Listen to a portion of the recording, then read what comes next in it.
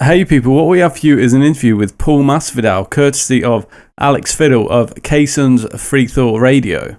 The interview was conducted back in November 2010. If you want to download it, you can find all the links in the description. Hi, I'm Alex Fiddle. I'm here with Paul Masvidal from Cynic here on KSUNradio.com. How are you, Paul? I'm doing good. How are you? Pretty good. Let's talk about the origins of Cynic. How did you first form Cynic, and how did Cynic's style just naturally flow out of your creative minds? Well, it started, Sean and I met in elementary school, and we had various incarnations of groups before it became Cynic, which I think happened somewhere in high school, last year of high school, something like that. And we just, I was just a musician as I am now, just interested in writing music and getting to know what was coming out of me and what just exploring, just trying to kind of get to know the process of being a creative artist. And I found that over the years, the sound kept evolving and eventually kind of finding an identity. And it felt realized, I think, around the time when we made Focus, in terms of having a real sound and a sense of direction for the group. So it was just it's an ongoing, unfolding process. Yeah, because originally Cynic didn't sound out starting exactly like Focus sounded. Did you get any flack for deviating from the death metal norm into a more creative sound? Yeah, I mean, I think we were more punk rock than death metal, and I think that's a lot of confusion there. We were always associated with a lot of death metal because of the time and the scene that we were in, but I think we sounded more like DRI than Possessed, at least back then we did, and it evolved, it changed, and I think there was, you always get people that want you to fit into a box and have a particular sound that they imagine you should have, and I think that's just the nature of people being exposed to music and identifying with a certain band based on a time in their life or whatever. But we never really paid much attention to that. We always just did what felt right and trusted our instincts and just stayed on track, with being true to what was happening for us as artists versus what people were telling us. How did you guys come to the decision to use a vocoder? I think it was a combination of insecurity. I was terrified of my own singing voice. I didn't feel confident at all. And I didn't really have a voice, in terms of knowing what I sounded like as a singer. And at the same time, I also wanted a melodic vocal in our music because I was, as a secretly bedroom guy singing these ideas on these demos, and started to kind of think, well, what else can we do here? Because I don't really care for a natural kind of generic human voice, and I don't really like what my voice sounds like. So I think it was just kind of, we had a dilemma and I was trying to solve it somehow, and it got me curious about different technologies and things to explore. And I can't remember what moment it was when I discovered the vocoder, but there was just something that happened at some point through some piece of gear, and I ended up experimenting with it and realized this was it. It really worked and it made sense. So it was a combination of, just being afraid of my own voice and trying to find something to kind of hide behind, but at the same time also being interested in having something new that hasn't been used before and sounded unique and brought something interesting to the table versus just a regular human voice. I was interested always, we've always been kind of tech geeks, and I like the kind of computer android aspect of the vocoder. Yeah, I mean, you guys definitely took it up a notch as far as innovation goes, and part of that was because you guys are obviously very jazz influenced by, the likes of John McLaughlin, Holdsworth, etc. How did you find Sean Malone to complement that with his sort of Jaco Pastorius-esque style and sound? He fit perfectly. He was a musician that we became aware of through the studio, and he was actually an assistant on the recording sessions for Focus, and then I remember a mutual friend, Steve DiGiorgio, who had just made another Death record, had told me we had actually finished Focus and didn't have bass yet, and Steve said, "Why don't you check out Sean?" And I had no idea what kind of musician he was. I knew he played bass, but anyways, he sent us a demo, and it was very tribal tech meets Jaco, kind of Gary Willis-esque, but really fusion-based, and just right on the same page we were at in terms of music. And it was really fantastic because he really brought a lot to the table and had a sensibility that was ideal, for what we were doing. And how was Focus originally viewed by the music community right after its release? It was pretty mixed. I would say generally it wasn't well received. I'd say most of the reviews were negative. We had a lot of, I think people were just generally confused, and there was a time when the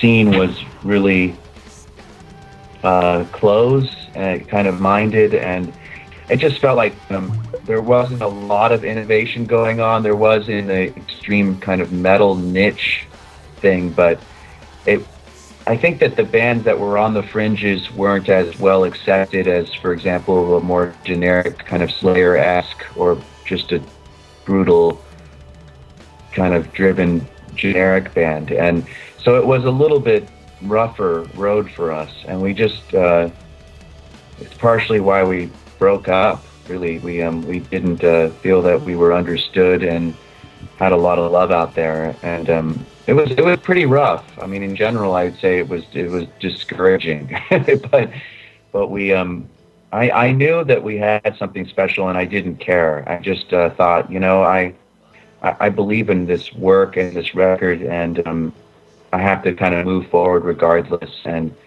it was one of those things that ultimately we did break up, but it was definitely something that we went ahead and did regardless, and we didn't really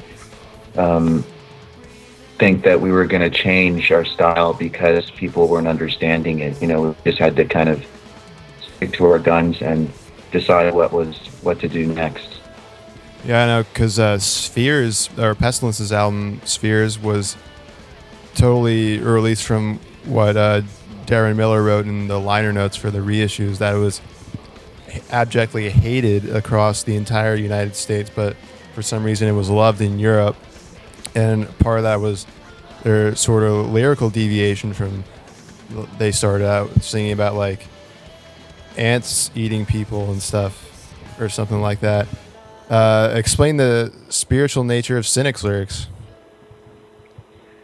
Well, it's I think it's always just been kind of a personal thing for me in terms of just reflecting on where I'm at as a human on planet Earth, trying to get a sense of what it's like to be alive and live an honest life. And so it's just, I think it's always been a reflective process. And at the time, are you asking in terms of at the time of Focus or now, or?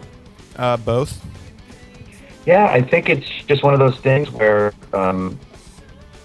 I've always just been interested in writing about what I'm at, what I'm thinking about, and just trying to kind of put the mirror up essentially and take a look at what's going on. And so from the Focus era, I was really steeped into like the Hindu kind of religion, and a lot of Eastern philosophies. I still am, but I found it's evolved a lot over the years, of course, just as a person that keeps growing and evolving too.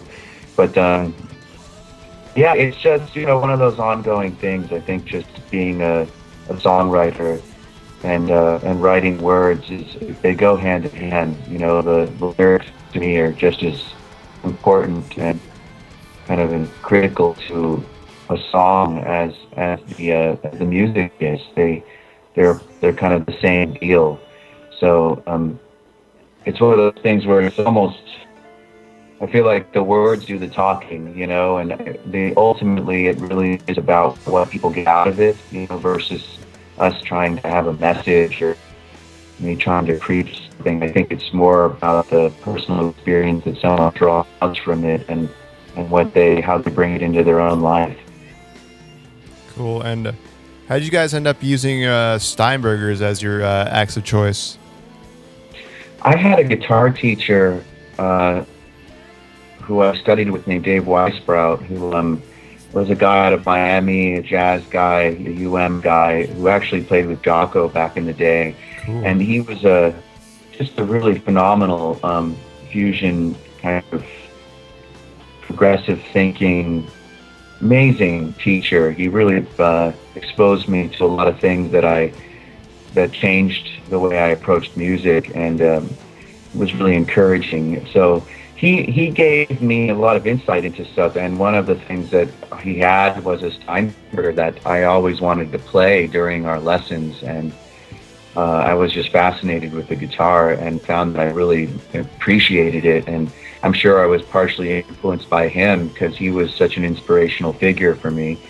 So I ended up getting one eventually and found that it just went hand in hand with what we were doing and how I was approaching music, which was just trying to kind of explore and do something different. And the guitar felt like that kind of instrument too. It was really kind of out of the box and weird and unusual for guitars. So it worked out, and it's just kind of stayed kind of as part of our language. It's become the staple instrument for Cynic, What was Portal? Because after you guys broke up, what about Portal? just how did that come to be? Well, we dissolved. Cynic kind of morphed.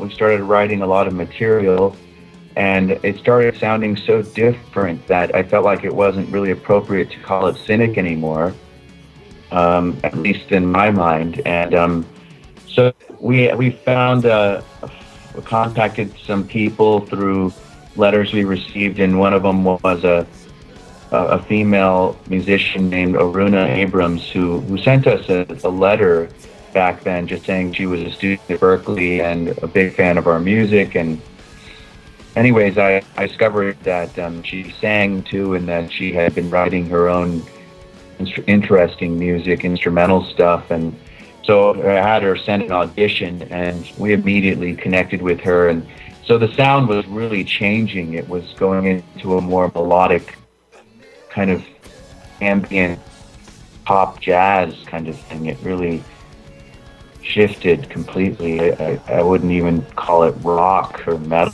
at that point. It was just a whole other thing. And so we ended up doing a couple demos that were 5 songs each. It was about 10 songs of stuff that we tracked, and those were pre-production demos for a record that was going to be made. But we broke up.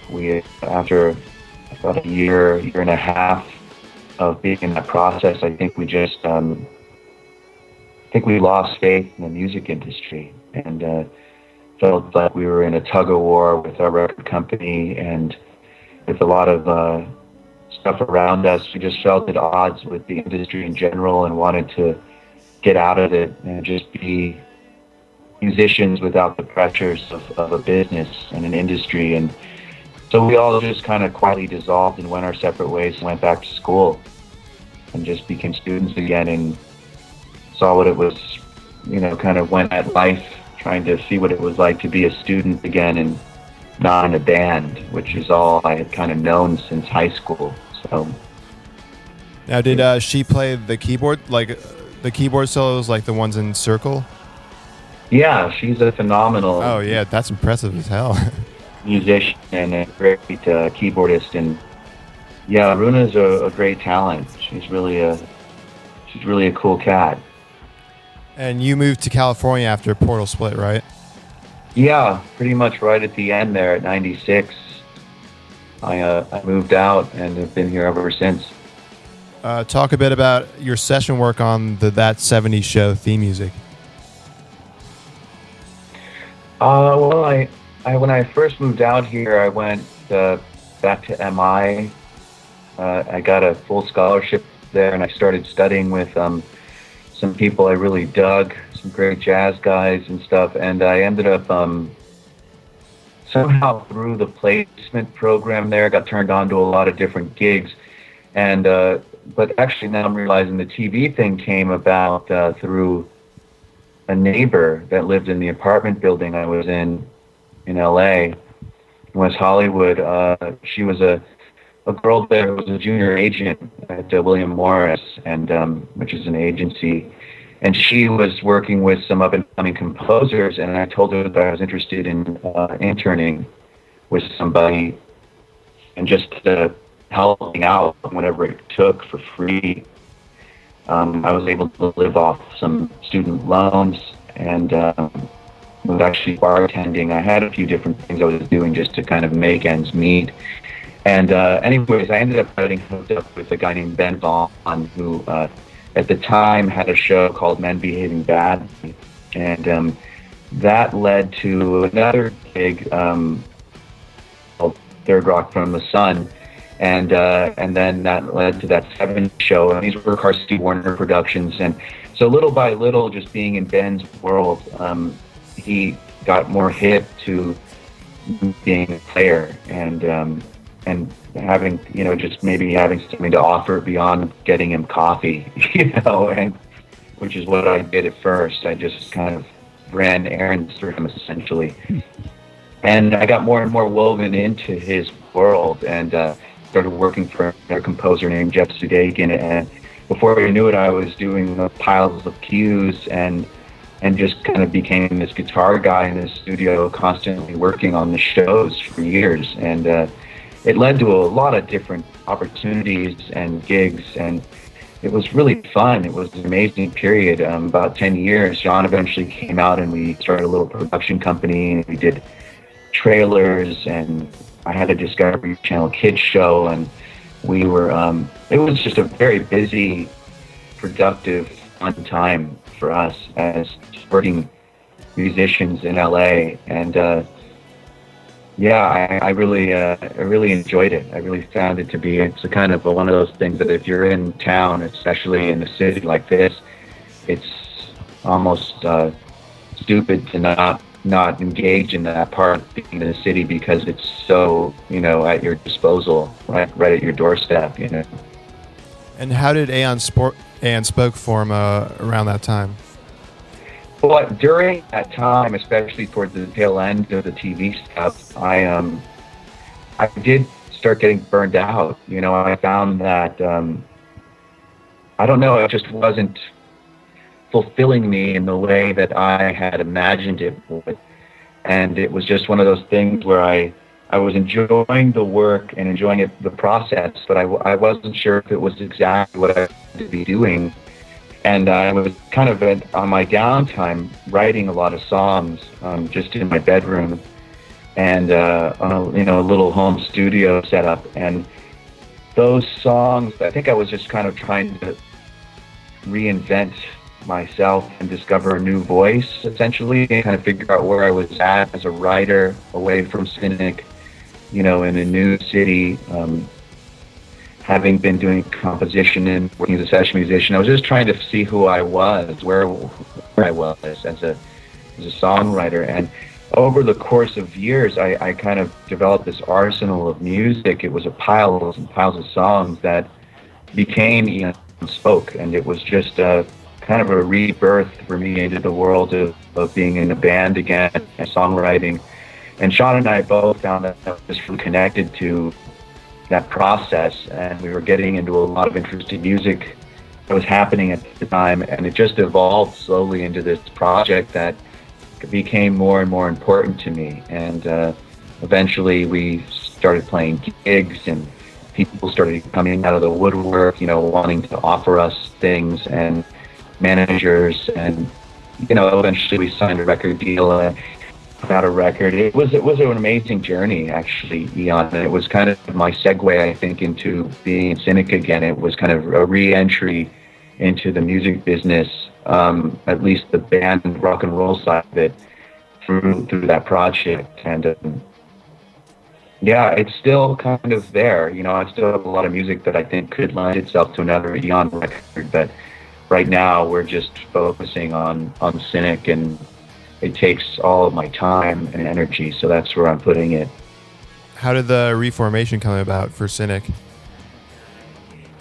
It started with a bunch of synchronicities, actually. We had, over the course of about a 2-week period, I had a series of emails, phone calls.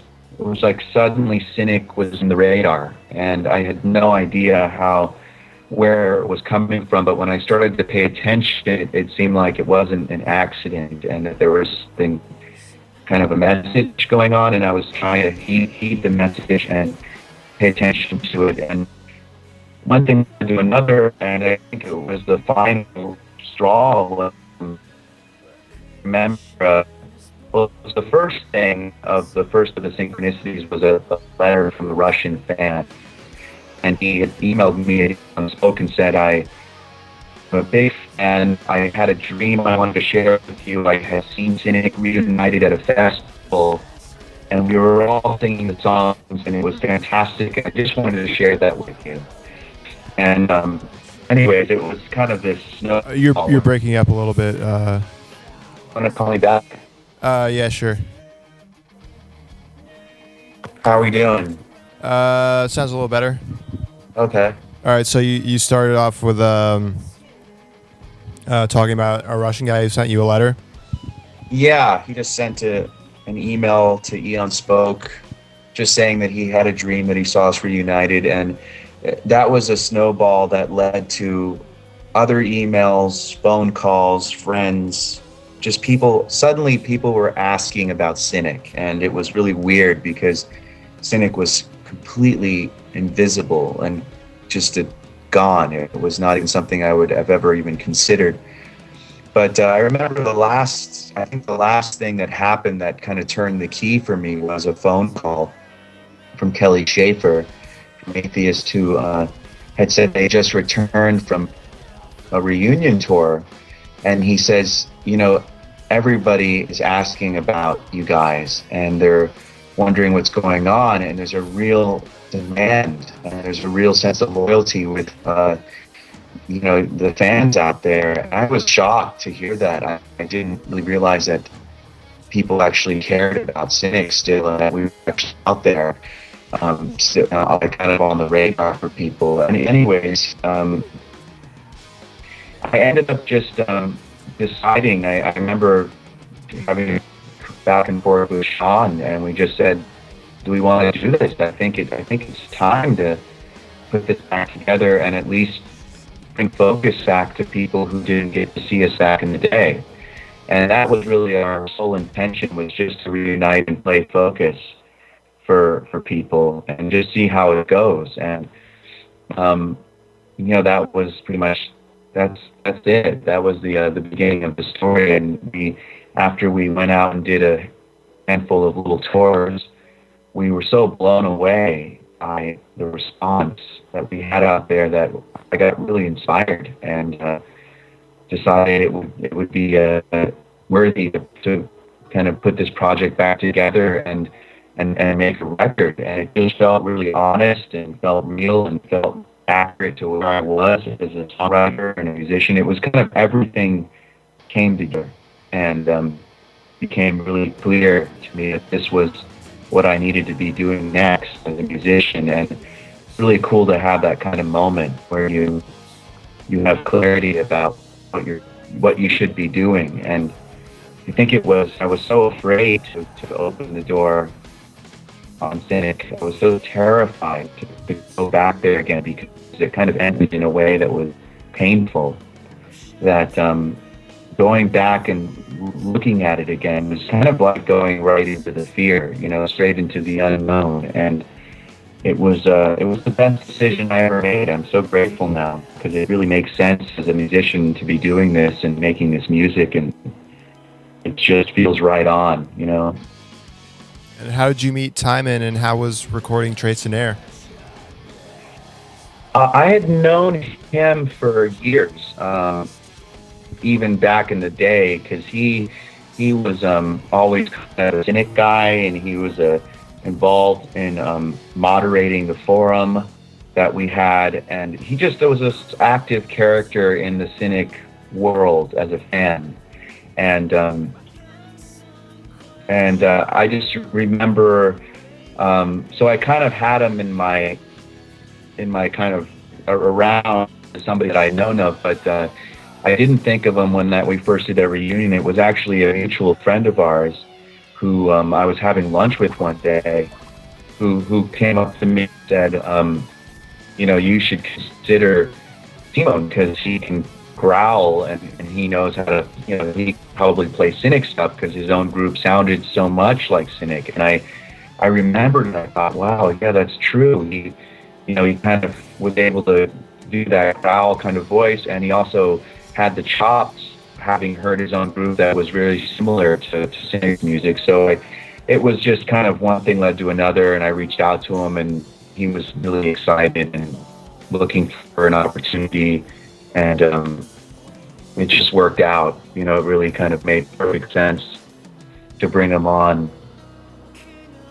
and do this. And then, of course, Malone was around and interested in participating again, and we had considered some other people, but I think Malone just made the most sense because of our history with him and how easy it was to work with him in terms of musically. You know what I mean? I always trusted his approach as a bass player to sing music. So. And how was the recording of Trace and Air? It was great.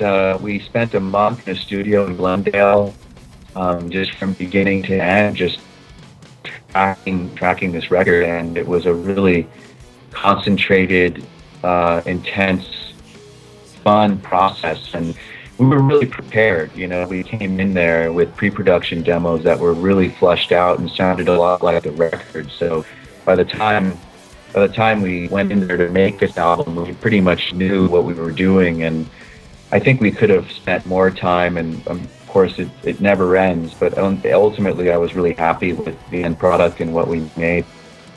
What was the response for Trace and Air, and how was it different from Focus in 93 and 94? It was really positive. I think that a lot of the scene's come a long way.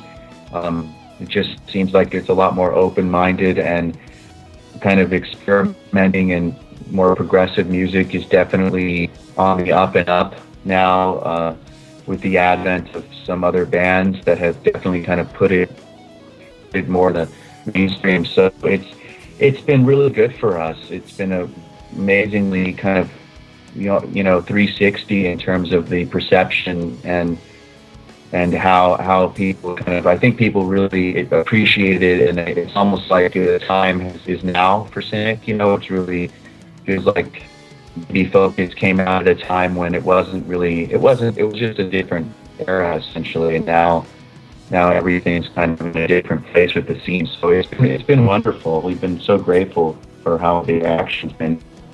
How has touring been different from the Focus era, considering the popularity of bands you're playing with nowadays versus then? Yeah, it's good. I think that there's just more bands that make sense to tour with. It's a wider range, and there's a real scene. Back in the Focus era, you couldn't put together a prog package that would draw a lot of people, or there wasn't really a scene for it. That's why, for example, Cynic was put on the Cannibal Corpse, because they didn't even know who to put us on the road with, and that was kind of a band that was doing pretty good and could fill up a small club, and they just thought, oh, it's kind of the same audience, but in reality, it really wasn't. But there just wasn't really an audience yet for what we were doing. So it was, but now these days there is, and there's a lot of bands out there working and doing more experimental forms of music and actually making a living doing it. So it's been a really awesome time doing it this time around, and seeing how many options there are, different kinds of bands. It's just a night and day compared to what it used to be. I mean, it's really come a long way in terms of the diversity of the scene. How did your first headline tour turn out? It was awesome. It was really fun, and the shows were great, and we had a really good time.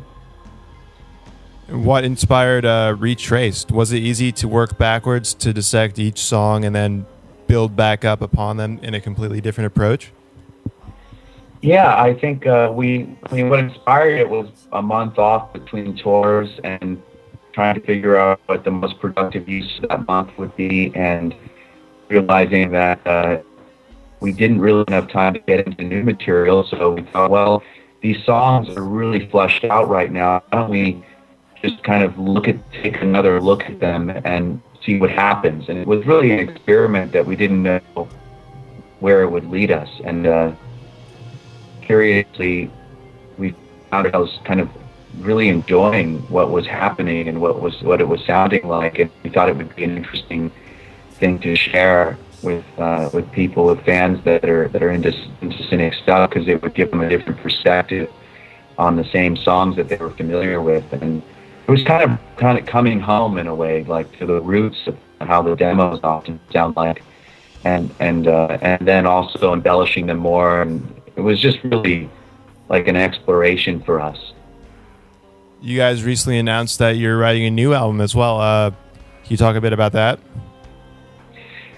Yeah, I've just been doing a lot of writing and demoing stuff, and we're just probably in the next week or two going to start getting in the room as a band and flushing out these little tunes.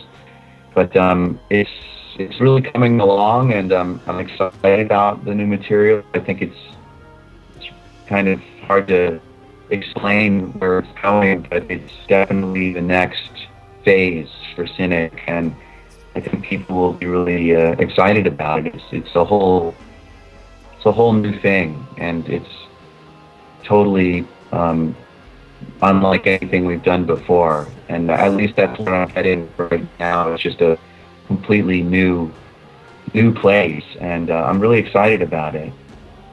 And what about your guys' trip to India that you're going to be doing soon? Is it a concert, or talk a bit about that as well?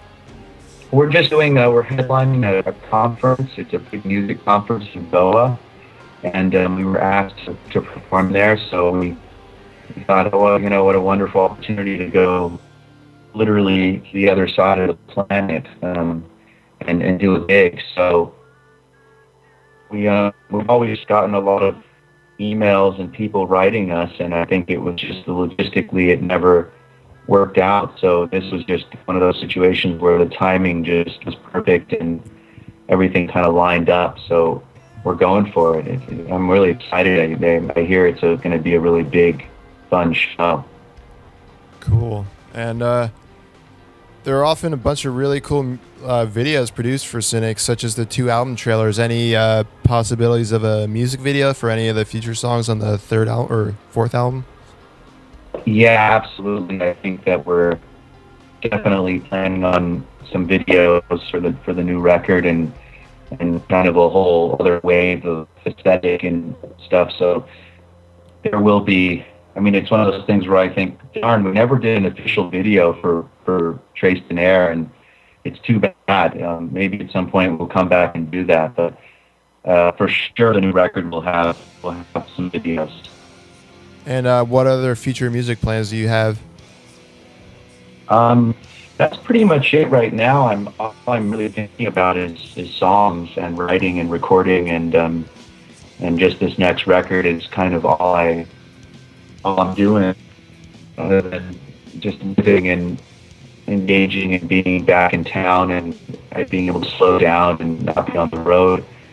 So it's it's a really great time. I'm really grateful and happy to just be home and work like this. And Cynic isn't a group that really is interested in rushing or forcing things. We just kind of let it happen. And this is a situation where I'm not necessarily kind of putting restrictions on my creative process. I'm letting the songs kind of come to me, and it's really happening in a really organic and cool way, and I'm excited about what's happening. So it's really fun. We're really having a good time now, just getting things in gear and gearing up for. I have no idea when we'll be recording, but I presume sometime early next year. In the next 6 months or something. We'll see. Sounds awesome. Well, thanks for stopping by. I've been here talking with Paul Masvidal from Cynic here on KSUNradio.com, Freethought Radio.